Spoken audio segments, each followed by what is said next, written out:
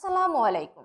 BD মেঘনা news 24 সংবাদে স্বাগত জানিয়ে পুরো সংবাদের সাথে রয়েছি আমি সানজিদা আক্তার স্মৃতি। শুরুতেই জানিয়ে দিব সংবাদ শিরোনাম, এরপর বিস্তারিত।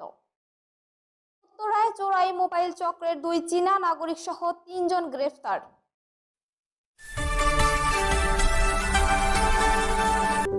বিডি মেঘনা নিউজ 24। শুনছিলেন সংবাদ শিরোনাম। ঢাকা থেকে পাঠানো তথ্য ও ভিডিও চিত্রে থাকছে বিস্তারিত। ঢাকার রাজধানীর উত্তরায় অভিযান চালিয়ে বিপুল পরিমাণ চোরাই মোবাইল ফোন উদ্ধার করেছে আইন শৃঙ্খলা বাহিনী। এই ঘটনায় 2 চীনা নাগরিক সহ মোট 3 জনকে গ্রেফতার করা হয়েছে।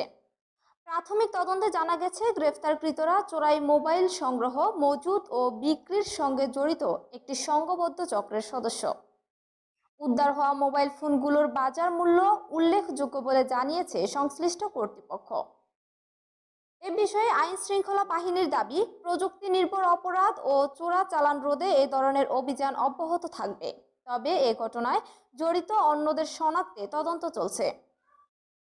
উত্তরা পশ্চিম থানা 3 নম্বর সেক্টরের 4 নম্বর রোডের 20 নম্বর বাসাতে আমদানি নিষিদ্ধ বা অবৈধভাবে কাগজপত্রবিহীন মোবাইল ফোন বেচা কেনা হচ্ছে, এরকম একটা তথ্য আমরা যখন জানতে পারি, এটার সত্যতা যাচাই করার জন্য আমরা একটা অভিযান, আমাদের একটা আভিযানিক টিম আমরা এবং আমরা অভিযানে রওনা করি।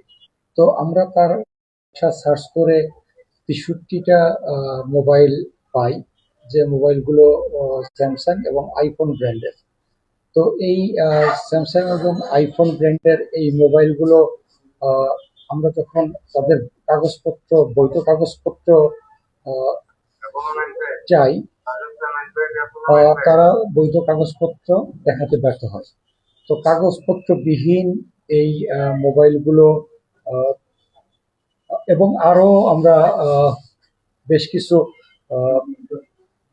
চিপ পাই, এই চিপগুলো দিয়ে হয়তো এই মোবাইলের মডিফাই করে আইফোন এবং এই স্যামসাং মোবাইলগুলো যেগুলো দামি ফোন, এইগুলো বিভিন্ন আমাদের যে বিভিন্ন বড় বড় শপিং মলে তারা তাদের মানে চেইনের মাধ্যমে তারা সাপ্লাই করতো এবং বেচা কেনা করতো। এটা কিভাবে আমদানি করছে তার কোনো কাগজপত্র বা দেখাতে ব্যর্থ হয়।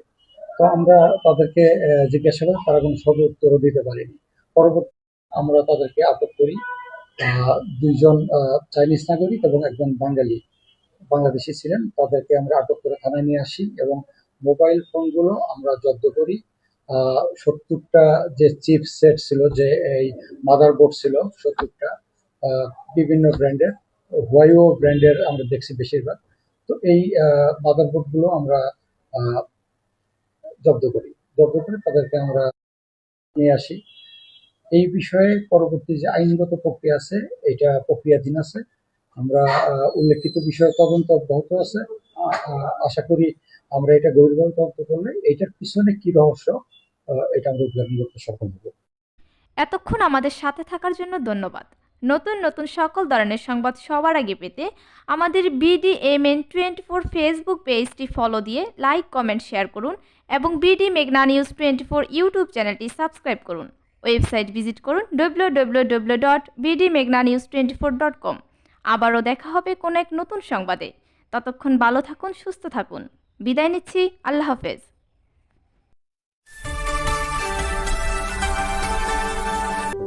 বিডি মেঘনা নিউজ 24।